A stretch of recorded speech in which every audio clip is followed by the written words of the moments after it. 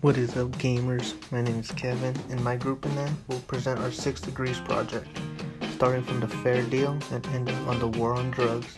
Enjoy.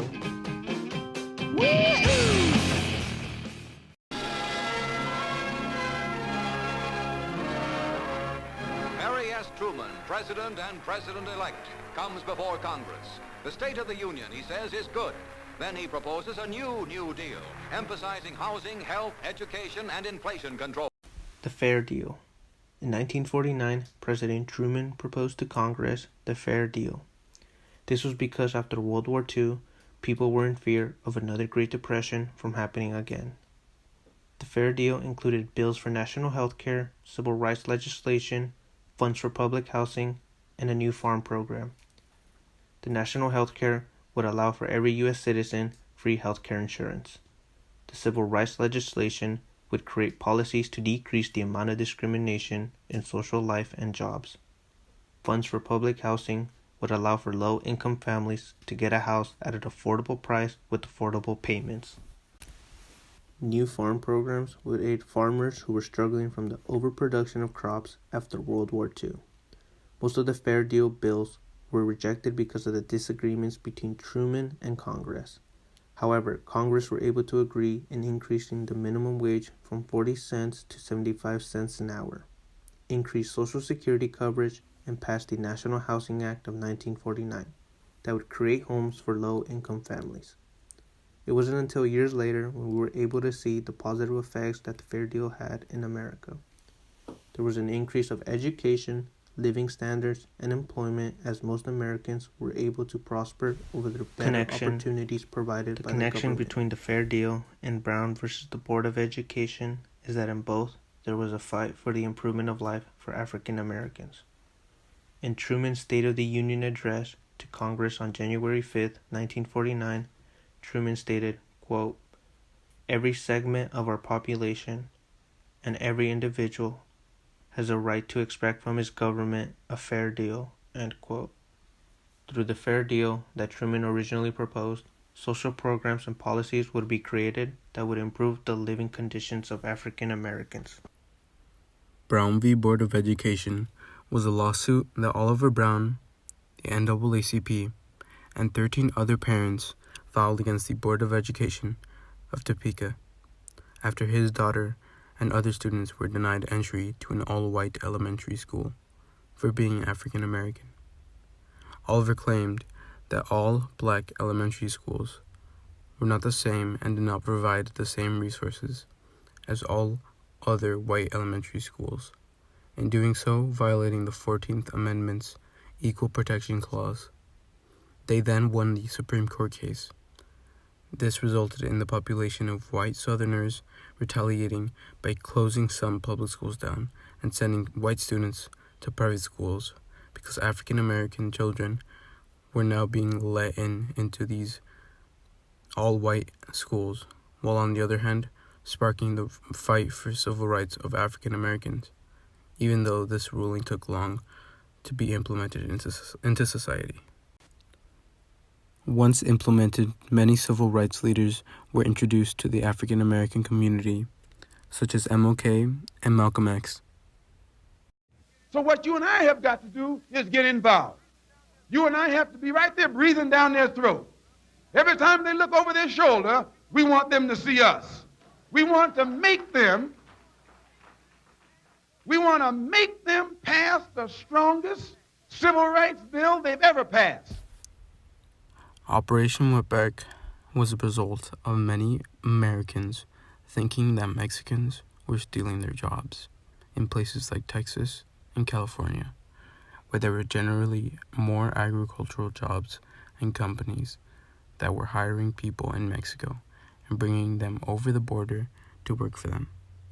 This caused Border Patrol agents and local officials to not only use military techniques to deport over 1 million illegal Mexicans and Mexican citizens, but also spread stereotypes that depicted Mexicans as dirty, disease-bearing, and irresponsible people. The means of transportation of deporting the Mexicans that were caught were buses, boats, trains, and airplanes. the deportees never really had a destination that they could be deported to. Since this was the case, many found themselves displaced in these random locations and found it difficult to build their lives up from nothing. Many also died of sunstroke and disease while being held in custody of the Border Patrol. The means of being transported to Mexico were mirrored to that of the slave ships in the Middle Passage. This event in history was also regarded to have been the biggest deportation in history due to the massive migration of Mexicans, but the number of actual people who were deported cannot be accurate because of the number of Mexicans who came back after the incident and got caught again to only be deported once more. This event in history was regarded as one that shifted the perspective of Americans and African Americans alike. This next event did so too, albeit in different ways that can be seen in today's political climate. The connection between these two events is the blatant racism that both of these situations had, from the separate but equal policy that African Americans had to endure, to the racist remarks from the American government and officials. Without these racist ideals, then there would be no segregation, no racial prejudice towards ethnic minorities. In 1964, Lyndon B. Johnson won his election that took place in the same year he entailed a great society, quote, where no man who wants to work will fail to find it, where no citizen will be barred from any door because of his birthplace or his color or his church, where peace and security is common among neighbors and possible among nations, end quote. This quote sums up what LBJ was aiming for in his great society that he proposed. Throughout his presidency, Congress passed 200 programs that improved education, healthcare, public housing, transportation, and civil rights. Programs such as Medicare, Medicaid, the Food Stamp Act, and Upward Bound worked to improve lives of Americans. Congress also passed the Voting Rights Act that prohibited literacy tests and other means of keeping African Americans from voting. LBJ also passed the Civil Rights Act, which outlawed discrimination based on skin color, race, national origin, religion, or gender. It also established the Equal Opportunity Clause in job applications that gave people the equal opportunity for occupations regardless of skin color. The last part of LBJ's greater society was the fight against poverty, which increased the funding to help the poor, which led to the poverty dropping from 20% to 12%. In 1964, Lyndon B. Johnson ran for president. A year prior, John F. Kennedy was assassinated in Dallas, making his vice president president. While fulfilling the remainder of Kennedy's term, Johnson passed the Civil Rights Act of 1964. On the campaign trail, Johnson made 2 speeches about the Great Society. Thus, his campaign was on fighting poverty. He would be nominated for president since he was the vice president under JFK. The Republicans nominated Barry Goldwater, a U.S. Senator from Arizona. Barry Goldwater was seen too radical by some Republicans. Those Republicans would go on and vote for LBJ. The Johnson campaign scared people into voting for him by using political attack ads on Goldwater. 1, 2, 3, 4, 5, 7, 6, 8, 9, 10, 9, 8, 7, 6, 5, 4, 3, 2, 1, 0.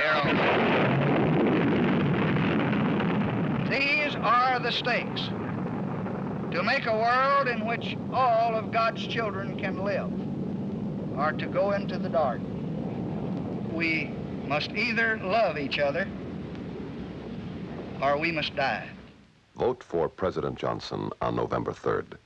The stakes are too high for you to stay home. Johnson won the election in a landslide with 486 electoral votes, and Goldwater received 52 electoral votes. The purpose of protecting the life of our nation and preserving the liberty of our citizens is to pursue the happiness of our people. As president, Lyndon B. Johnson focused on fighting poverty since at the time 20% of Americans lived in poverty. He declared war on poverty and introduced countless of programs and social welfare legislation, known as the Great Society. These programs revolved around education, health care, public housing, transportation, and civil liberties. In regards to health care, Congress passed Medicaid, health insurance for lower-income families, and Medicare, medical assistance and insurance for the elderly. He introduced major fundings for public schools and started PBS and NPR.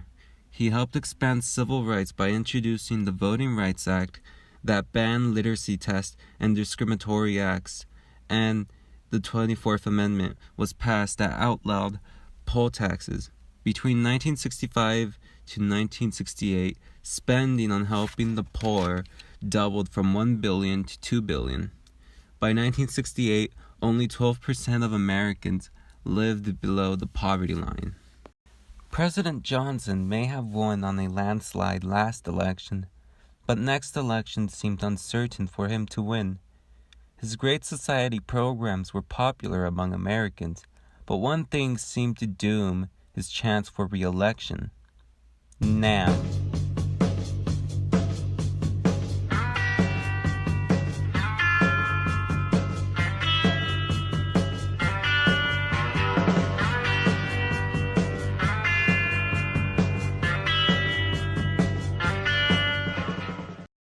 During President Johnson's administration, Johnson passed several sweeping reforms. Most received positive feedback. Despite that, Johnson was seen as an unpopular president for his ever-increasing involvement in Vietnam. Each year, Johnson sent more people to die in a war that was seen as unnecessary. Within his own Democratic Party, he had two main opponents, Eugene McCarthy and Robert Kennedy, who both did not support the war. Once Johnson did poorly in the New Hampshire primary, he decided to drop out of the race, leaving Eugene McCarthy, Robert Kennedy, and now the Vice President, Hubert Humphrey. Kennedy and McCarthy were seen as two frontrunners, and they held a series of public debates. Sadly, on June 6, 1968, Robert Kennedy was shot and killed in Los Angeles. After his death, many Kennedy supporters helped out McCarthy, but in the end, Hubert Humphrey received the Democratic nomination. Meanwhile, on the Republican side, Richard Nixon, who ran in 1960, received the Republican nomination. During this election, a third party ran and received some electoral college votes. This party was known as the American Independent Party, that nominated the former governor of Alabama, George Wallace. He ran on a campaign of segregation with his famous speech, "The dust and toss the gauntlet before the feet of tyranny, and I say segregation now, segregation tomorrow, and segregation forever."